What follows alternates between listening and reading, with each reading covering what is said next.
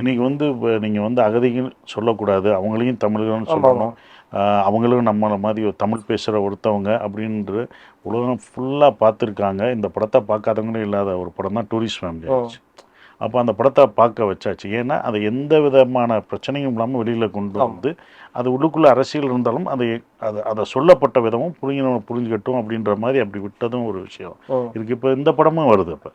அப்போ வராத ஒரு விஷயமான அந்த இலங்கை தமிழர்கள் இலங்கை ஈழத்தமிழர்களை பற்றி எடுத்தாலே படம் வந்தாலே வரவே முடியாது, ரிலீஸே பண்ண முடியாத ஒரு சூழல் இருக்கும்போது இப்போ இந்த படம் வருதில்ல.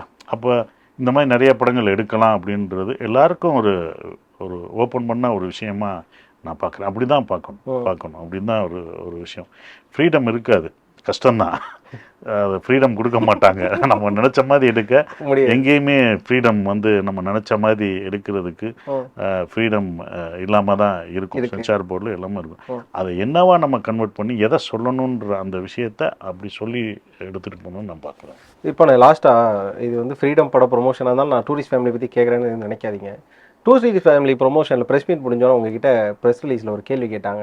அகதிகள்ங்கிற வார்த்தையை நீங்கள் ஆதரிக்கிறீங்களா, அப்போ அவங்களுக்கு வந்து இங்கே குடியுரிமை கொடுக்குன்னு சொல்கிறீங்களான்ற ஒரு அரசியல் சார்ந்த கேள்வி கொடுக்கப்பட்டுச்சு. அதை நீங்கள் ஒரு வார்த்தை இதை நீங்கள் அப்படி எடுக்காதீங்கன்னு கடந்து போயிட்டீங்க. இதை நான் இப்போ கேட்கணும்னு நினைக்கிறேன்.